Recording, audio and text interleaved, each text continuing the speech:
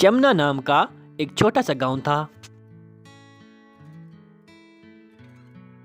उस गांव में समद नाम का एक किसान रहता था। उसका रवि का एक बेटा और करीमा नाम की एक पत्नी थी।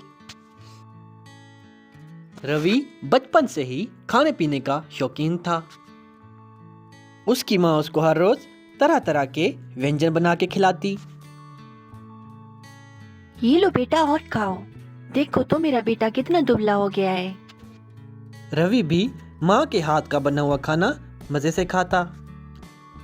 यूं एक दिन करीमा की तबीयत खराब होने के कारण उसका देहांत हो गया। अब रवि की देखभाल करने के लिए भी कोई नहीं था, इसलिए समद परेशान होने लगा। तो समद ने इस कारण कामना नाम की लड़की से दूसरा ब्याह कर लिया। कामना रवि का बिल्कुल भी ध्यान नहीं रखती थी और ना ही उसे अच्छे से खाना देती। यूं कई साल गुजर गए। अब रवि भी बड़ा हो गया था। अब भी उसके पास काम करने के लिए कुछ न था और सारा दिन गलियों में ऐसे ही घूमता रहता।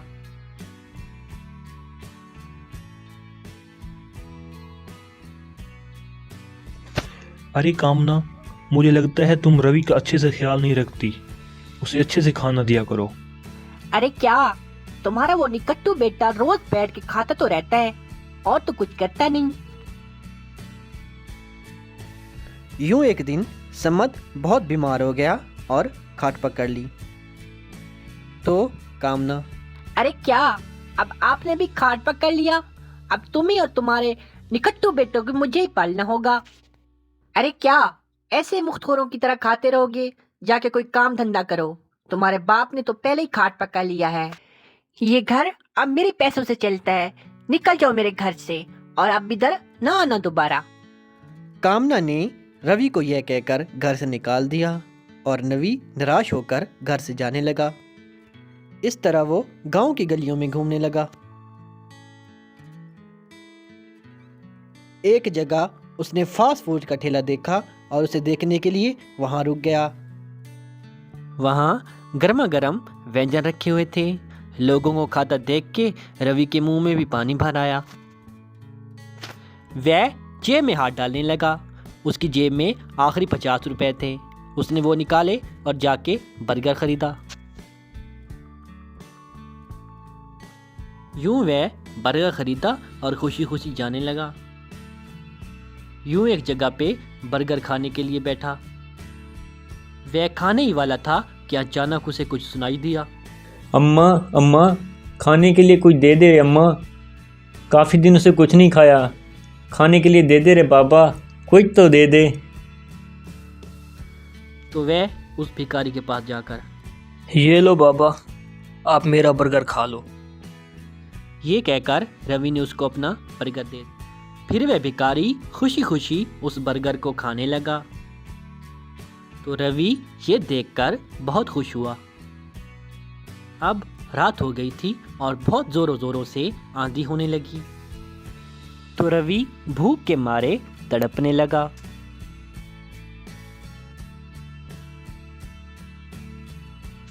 उसी वक्त वह भिखारी उधर से गुजर रहा था। वह रवि को वहां देखकर रुका और उसके पास जाकर, अरे बेटा, यहाँ ऐसे क्यों बैठे हो? मुझे लगता है तुम्हें बहुत ज़्यादा भूख लगा है। आओ मेरे साथ आओ, तुम्हें देने के लिए मेरे पास कुछ है। तो रवि उस भिखारी के साथ उसके घर जाने लगा। यूं काफी देर चलने के बाद वो उस भिखारी के झोंपड़े में पहुंच गए। झोंपड़े के अंदर कोने में एक बहुत बड़ा बर्गर वेंडिंग मशीन रखा हुआ था। ये देखो बेटा, ये है बर्गर वेंडिंग मशीन। ये मुझे हिमालय के पर्वतों से मिली है। इसमें तुम जितने चाहो फ्री में बर्गर बना सकते हो। ये तो अब उम्र हो गई है। मुझे तुम्हारे जैसे भले इंसान की ज़रूरत थी जिसे ये मैं बर्गर वेंडिंग मशीन दे सकता। तो अगले दिन रवि उस वेंडिंग मशीन को साइकिल पे लाद के जाने लगा।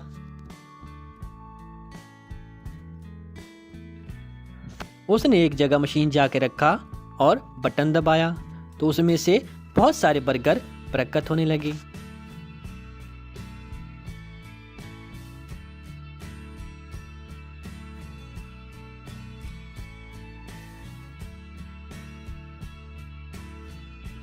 यूं रवि पेट भर के वे बर्गर खाया और यूं बचे हुए बर्गर को जाके ठेले पे लगा दिया और खूब लाभ कमाने लगा। यूं रवि विदेश में भी अपने बर्गर एक्सपोर्ट करने लगा और खूब लाभ कमाने लगा और उस लाभ से एक आलीशान घर बनवाया और तरह तरह की गाड़ियां उसके पास रहने लगी। यूं एक दिन रवि वापस अपने बाप के घर आया।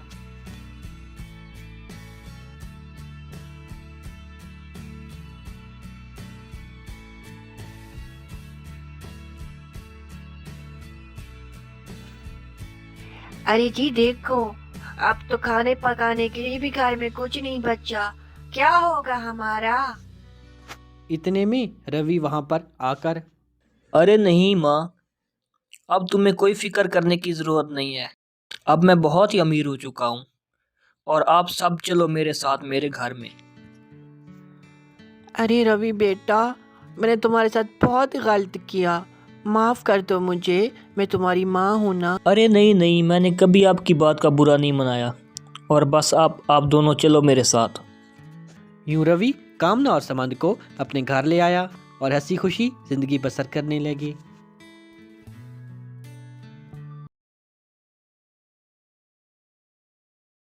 बहुत पुराने वक्तों की बात है। रांगापुर नामक एक छोटा सा गांव था।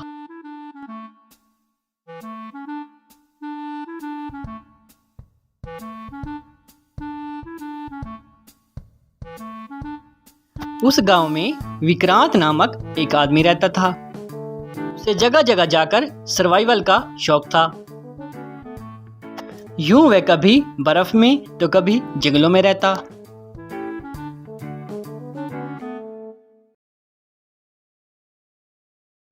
इस तरह एक बार वह बहुत बड़े सहरा में सर्वाइवल के लिए गया।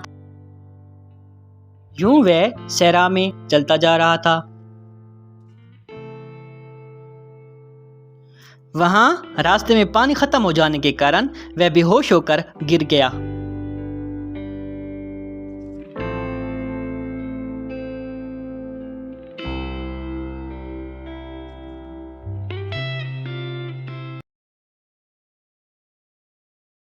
यूं अगले दिन उसका आंख खुला। उसके आसपास छोटा छोटा घर थे। वह इधर उधर देखा तो वहां एक छोटा सा गांव था। उस गांव में छोटे छोटे लोग काम कर रहे थे।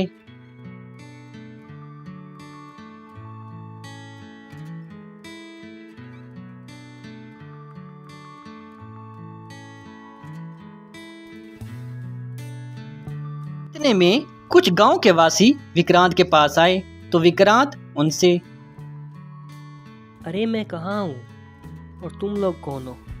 तुम इतने छोटे क्यों हो?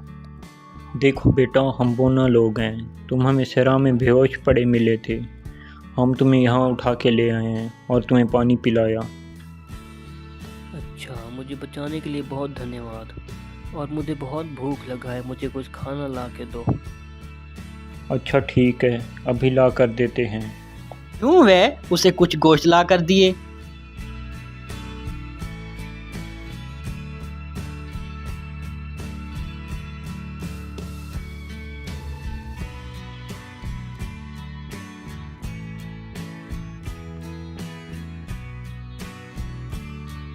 अरे ये क्या, कच्चा मांस? मैं कच्चा मांस नहीं खाता, मुझे पका के दो। पका हुआ खाना वो क्या होता है? हम तो ऐसे ही खाते हैं। वह सब मैं बताता हूँ, तुम बस मुझे कुछ छोटा छोटा पत्थर ला के दो।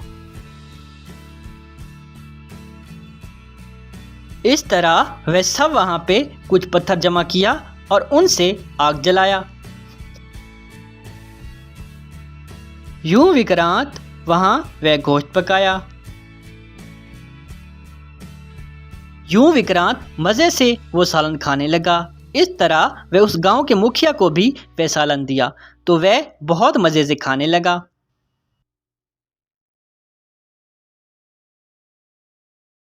अरे वाह भाई, ये पका हुआ खाना तो बहुत स्वादिष्ट है। आज के बाद हम भी ऐसे ही खाएंगे।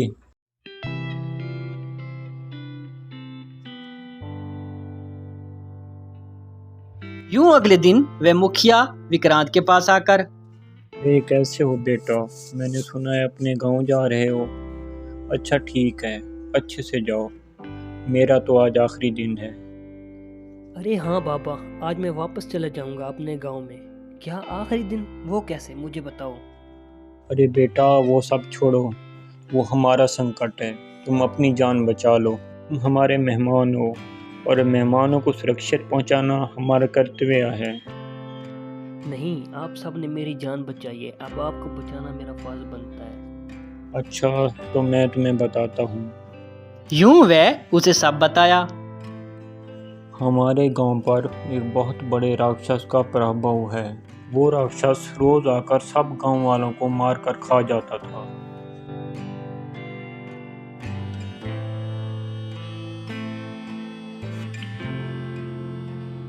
इस वजह से बहुत सारे गांव वाले मर रहे थे।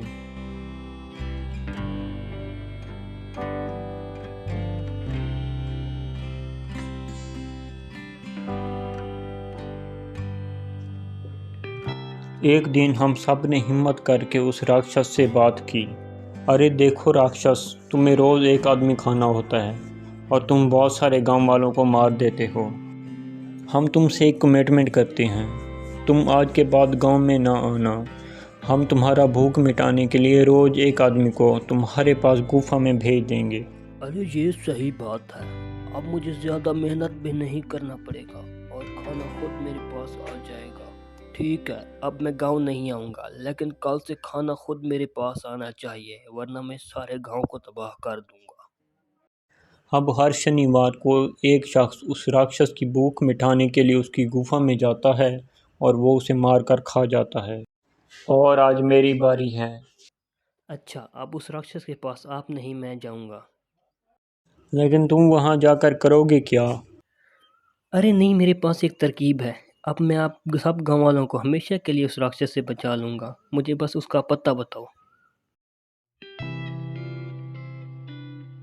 यूं विक्रांत उस राक्षस के पास जाने लगा। यूं वह सहरा में चलता जा रहा था। सहरा के बीचों बीच एक बहुत बड़ा गुफा था।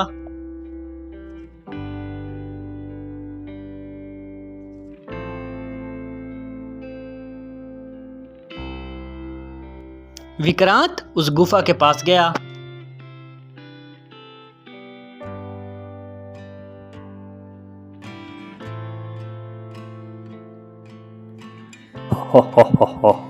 अरे देखो, इतना बड़ा शिकार आया है, आज तो बहुत मजा आएगा। पहले तो बहुत छोटा शिकार आता है। हाँ, तुम जल्दी से अंदर आ जाओ, मुझे बहुत भूख लगा है, मुझे तुम्हें जल्दी से खाना है। यूं विक्रांत उस गुफा के अंदर गया। अरे जल्दी आओ, मुझे बहुत भूख लगा है, मजे से खाऊंगा तुम्हें। राक्षस जी वो तो ठीक है, आप जैसे चाहे मुझे खा सकते हैं, लेकिन आप ये कच्चा खाना खा खा कर उकता नहीं गए। मुझे लगता है अब आपको पक्का हुआ खाना खाना चाहिए। अरे क्या बोल रहे हो, पक्का हुआ खाना? वो क्या होता है? वह मैं आपको सिखा दूंगा, मुझे इसके लिए गुफा से बाहर जाना पड़ेगा। अच्छा, तुम इस गुफा से बाहर जाना चाहते हो ताकि तुम भाग जाओ? मैं पागल नहीं हूँ। अगर आपको यकीन नहीं है तो आप भी मेरे साथ चलें। ठीक है, चलो।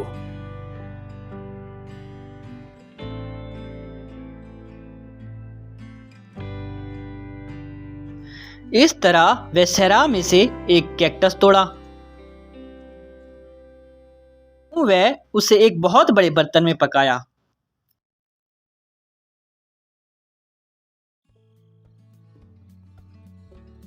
यूं राक्षस वह कैक्टस खाने लगा।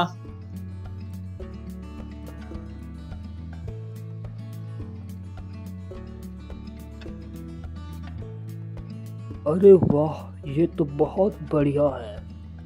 आज के बाद मैं यही खाऊंगा और किसी इंसान को नहीं खाऊंगा। यूं विक्रांत वापस गांव आया।